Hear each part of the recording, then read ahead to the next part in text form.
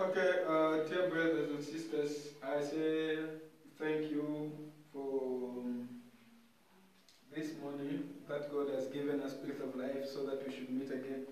We have a message today. We want to talk about the good news or great news, Great Commission. That's what I want to say. This topic, Great Commission, is from the book of Mark, chapter 6, from verse 15 to 6. Let's read.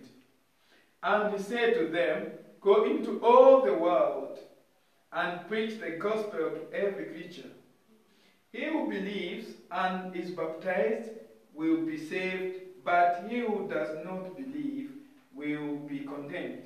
And these signs will follow those who believe in my name. They will cast out demons, they will speak with new tongues, they will take up serpents, and if they drink anything deadly, it will by no means hurt them or harm them. They will lay hands on the sick and they will recover." So this Great Commission, I can say that it's the commission of salvation, and that's the full gospel of Jesus Christ. Because after his death, he was resurrected, as we know, as Christians. And after that, there is a commission, Great Commission, which Jesus gave to the disciples. And that Great Commission is the Great Commission of salvation. That's why he taught them that, go in the world and preach. Well, when he told them to preach, it was something that was very powerful. That means preaching the good news. You know the good news? Good news is a new message. Good news is a new thing. That means it was a new doctrine that was there. When we talk about good news, let's first see, before Jesus Christ, what was the news? People were talking about Moses, they were talking about the message of Moses, they were talking about what God would do through Moses, they were talking about Jehovah and the Lord, which is Yahweh. Then after that, we see that Jesus came with a message. When he was born, it was the confirmation of what Isaiah said. And John the Baptist introduced him. After that, he died, he was crucified, and he resurrected. After the resurrection, the good news wasn't that let's preach in for Jehovah. It wasn't talking about what's the new name of God or what you can say, whatever. But it was about the life of Jesus. It was about the resurrection of Jesus. To tell people that Jesus Christ is alive. Jesus Christ is God. That was the gospel of the hour. That's why when Peter in Acts chapter 2 verse 37, from 30 something there, 35 going down, you see how Peter was explaining. He explained that Jesus, the one that was crucified, God has made him Lord and Christ. That means the good news in those days, it was to tell people that Jesus is Lord, Jesus is God, Jesus is Christ. He has the power of the Holy Spirit. He's the anointed one.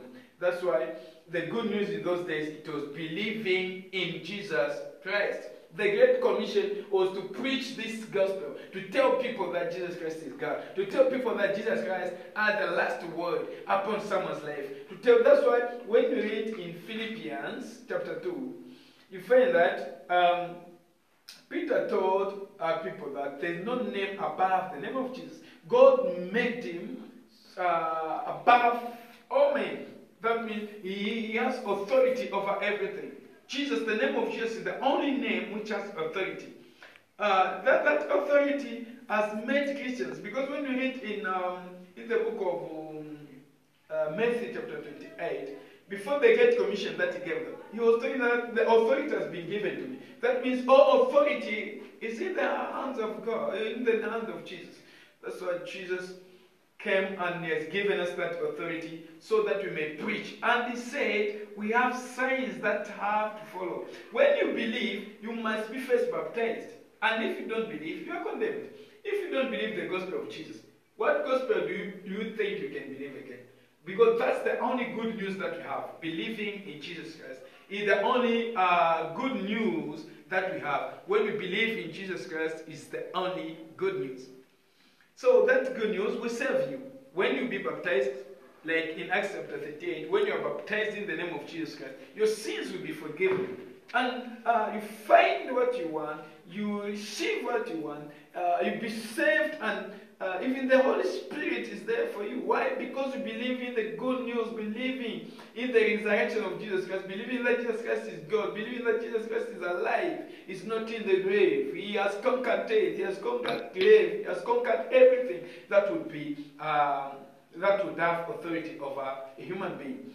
That's why, as the rest of David, as children, as the rest of Adam, as the children of Adam, we were lost, but Jesus came to redeem us. He came to destroy the work of the devil. The good news is telling people that Jesus is Lord.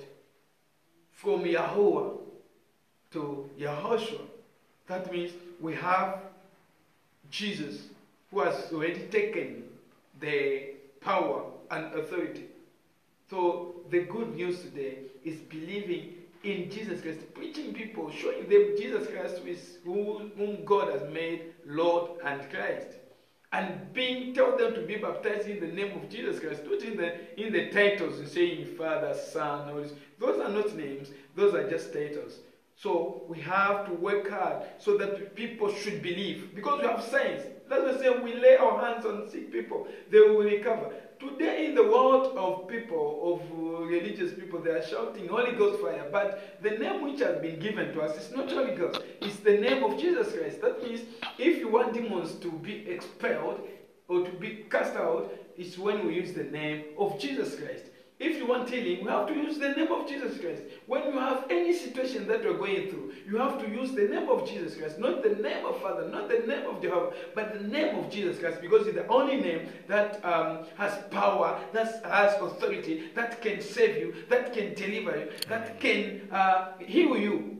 That's why this morning I've brought this to you, so that you may receive this, and God will bless you. God will save you. May God bless you. Remain with God.